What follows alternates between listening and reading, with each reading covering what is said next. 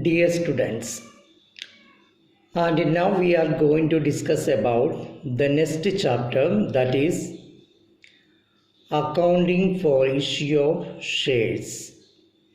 So when you go into the core of the chapter, first we want to know about joint stock companies. And last year also we studied in the business studies in 11th standard what is companies.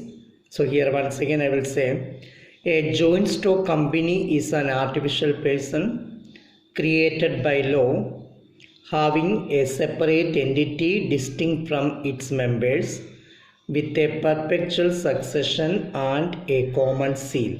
We know that joint stock company is artificial person in the sense that like a normal human being, the companies cannot take food, they cannot breathe. So it is an artificial person created by law, means companies are formed according to Companies Act. Now it's a Companies Act is 2013. So according to Companies Act 2013 only we are creating the company, that's why it is created by law. Having separate entity distinct from the members. We know that business entity concept. Here company also is entirely different from its members. Members means normally shareholders.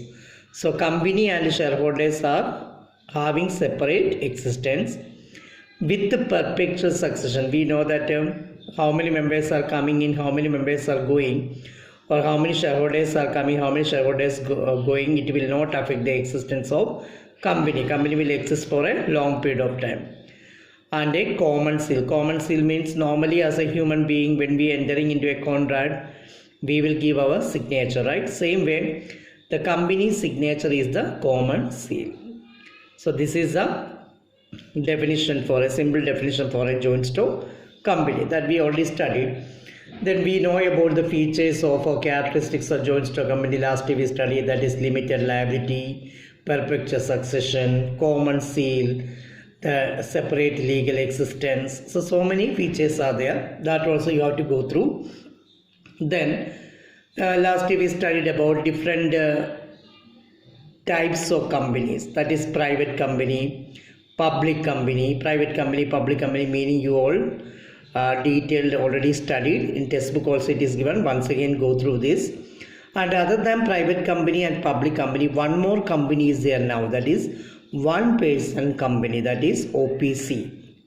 So here according to rule 3 of the companies rule 2014 says that one person company is a company which has only one person as a member. So only one member only in this company. Such companies we will call the name one person company. Only one person also can create a company. It is a company incorporated as a private company. It is incorporated, registered as a private company which has only one member. So one member can form a company which is registered as a private company is called one person company. Then rule 3 of the companies rules 2014 says that only Indian citizen and residents in India can form a one person company or OPC. So OPC can form only by Indian citizen and a resident of India. Then one person can form only one person company. So such kind of one company only who can create a one person. That means one individual cannot form more than one OPC. Okay, they can create only one OPC. It cannot be formed for charitable purpose. So charitable purpose we cannot form such kind of companies. And the paid up share capital is not more than rupees 50 lakhs. So maximum paid up share capital should be 50 lakhs. It should not be more than 50 lakhs. Which company is one OPC or one person company. And one more thing is its average annual turnover should not exceed rupees 2 crore. So one person company's annual sales never exceed rupees 2 crore. So these conditions should be satisfied when we creating which one person company. So that you keep in mind. So one person company also there as a type of companies. Now when you coming to share. We last year also we studied share. We know that the total capital company, whenever we registering, we have one, we will decide the total capital requirement. The total capital of the company we will divide into a number of equal units. Suppose your capital is, total capital is 1 lakh. Suppose an example I am saying. That 1 lakh we will divide into 1000 equal parts. Then one equal part is 100, right? So that each 100 we will call it as a 1 share or equal units. So the capital of the company is divided into a number of equal units. Each unit is called a share. So a company can divide its capital into share of rupees 100. It can be 1 share rupees 100, 1 share rupees can be 50, 1 share rupees can be 10, 1 share rupees can be 5, or even 1 share rupees can be 1. Okay, so this is the total capital of the company is divided into number of equal parts is known as what? Share. Now you think about types of share. Last year also we studied types of share, preference share and equity share. We know preference share means the shares which have two preferential rights. Two preferential rights means, you know, whenever company going to give dividend, first preference will give to preference shares. Then when company going to wind up or when you company going to liquidate or close, principal amount first we will pay to preference shares before going to equity shares. Because of these two preferential rights, such kind of shares we will call the name preference share. Okay, equity share, you know, the shares which are not having any preferential rights. That means they will get back the dividend at the last, what is remaining, as well as the principal amount they will get back last after paying back to preference shareholders. That is why equity shareholders is known as residual owners. Okay, and now we have to study about kinds of share. Kinds of shares. Shares can be classified like this. I will explain here. You can see authorized share capital. So share capital, different kinds of share capital is there.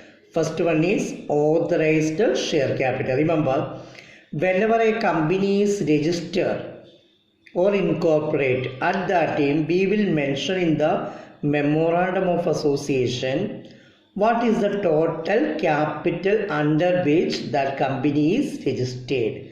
That capital we will call the name authorized share capital. It have another name, nominal capital or registered capital. Remember, so authorized share capital or nominal capital or registered capital means the capital under which a company is registered.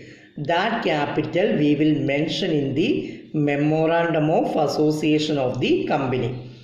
Example, you see that when you registering the company, in the memorandum we mentioned that our total capital is, suppose you think that 1 lakh.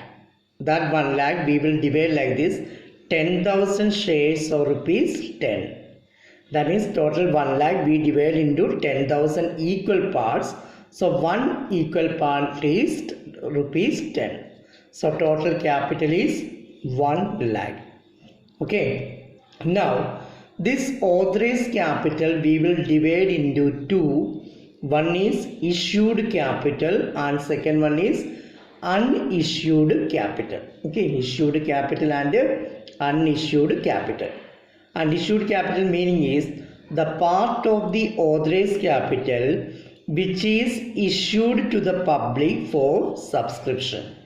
We know that a company can issue the shares for subscribing. Public company, we are talking about public company can issue shares for subscription. So whenever they issue the shares to the public for subscription, how much capital we issue to the public for subscription is called issued capital. Suppose we have total 10,000 shares. Out of this 10,000 shares, 6,000 shares now we are issuing. Okay, so 6,000 shares at the rate of rupees 10 we are issuing to the public. So total 60,000 share capital we are issuing to the public. That is issued capital.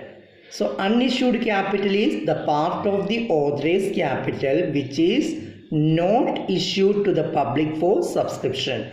So total 10,000 shares, 6,000 we issued. So how much we not issuing? 4,000 shares. So 4,000 shares at the rate of rupees 10 is unissued capital. That is total 40,000 share capital.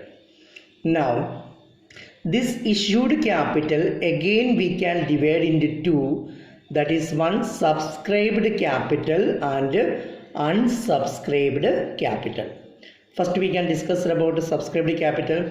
Subscribed capital means the part of the issued capital which is subscribed by the public. Okay, the part of the issued capital which is subscribed by the public is known as subscribed capital. Suppose 6,000 we issued. Out of 6,000 we received application, suppose 5,000. Then public subscribed for how many shares? 5,000 shares. If they want, they can completely subscribe. If completely subscribed, then subscribed capital will be 6,000 in at the rate of 10. But in this example, 5,000 only they subscribed, they applied for. So 5,000 shares at the rate of rupees 10 is 50,000. Out of 6,000, public is applied for 5,000 shares. Then how much they are not applied? 1,000. That means unsubscribed capital is 1,000 shares at the rate of rupees 10. That is total how much? Rupees 10,000 share capital. Okay, so unsubscribed capital is the part of the issued capital which is not subscribed by the public. Now when you're talking about the classification of subscribed capital, subscribed capital again we can divide into two. That is called up capital and uncalled capital. So subscribed capital again divided into called up capital and uncalled capital. Sorry, called up capital means, suppose you think that here is the one share value is 10 rupees. Company can call this 10 rupees in installments. Okay, it is not compulsory. They have to say to the shareholders to pay 10 rupees completely. They can say to them to pay it in installment. Okay, so suppose out of 10 rupees company said to them to pay 8 rupees. Up to now company called it to pay 8 rupees. Then 5,000 shares at the rate of rupees 8 is called up capital. That is 5,000 into 8. How much will come? It will come 40,000. Right. So called up capital is part of the subscribed capital which is called by the company for payment. Okay. So how much part of the subscribed capital company called to pay, that is called up capital. Out of 10 rupees company said to them to pay now 8 rupees. Then this much 5,000 at the rate of 8 is the called up capital. So out of 10 rupees, 8 rupees called by the company to pay. How much not called by the company? 2 rupees. So that means 5,000 shares at the rate of rupees 2 is uncalled capital. So uncalled capital meaning is part of the subscribed capital which is not called by the company to payment for payment is known as uncalled capital. Now when you coming to here, called up capital again divided into two. That is paid up capital and calls in arrear. Paid up capital, suppose 5,000 shares at the rate of rupees 8 company said to them to pay, but out of this 5,000 shares 4,000 shareholders only paid the money. 4,000 shareholders at the rate of 8 rupees. 8 rupees company called. Out of 5,000 shares, 4,000 shares only paid 8 rupees. Then 4,000 into 8, that is 32,000 total money is the paid up capital. That means the part of the called up capital which is paid by the public to the company is known as paid up capital. So out of 5,000 shares they paid only 4,000 shares money. Then out of 5,000, 4,000 shares only paid means how much not paid? 1,000 shares at the rate of 8 they not paid. Then how much money they not paid is known as calls in arrear. That means the part of the called up capital which is not paid by the public or not paid by the shareholder to the company is known as calls in arrear. So out of 5,000 at the rate of 8 rupees company called, 4,000 shares at the rate of 8 only paid, 1,000 shares at the rate of 8 not paid, so which one is not paid is known as calls in here. Now when you come back to uncalled capital again divide into two, that is reserved capital and unreserved capital. Reserved capital means the part of the uncalled capital which will reserve for the future, that will call at the time of winding up of the company to pay off outside liabilities. Suppose out of 5,000 shares at the rate of 2, company keeping 1,000 shares at the rate of 2 for the future. At the time of winding up, they are reserving this money, they will call at the time of winding up to pay off outside liabilities. Such capital we will call the name reserve capital. So reserve capital is part of the uncalled capital which is reserved and will call at the time of winding up to pay off outside liabilities. Then 1,000 shares at the rate of 2 is reserved. So how much not reserved out of 5,000? 4,000 shares at the rate of 2 not reserved. That means part of the uncalled capital which is not reserved. That means this money they can call at any time before winding up. Okay. So uncalled capital is part of the uncalled capital which is not reserved by the company is known as unreserved capital. This capital they can call at any time before the winding up of the company. So these are the different types of or different kinds of share capital. So this share capital names how to study very clearly, because for the accounting treatment we need this. So study very well. Okay, thank you so much.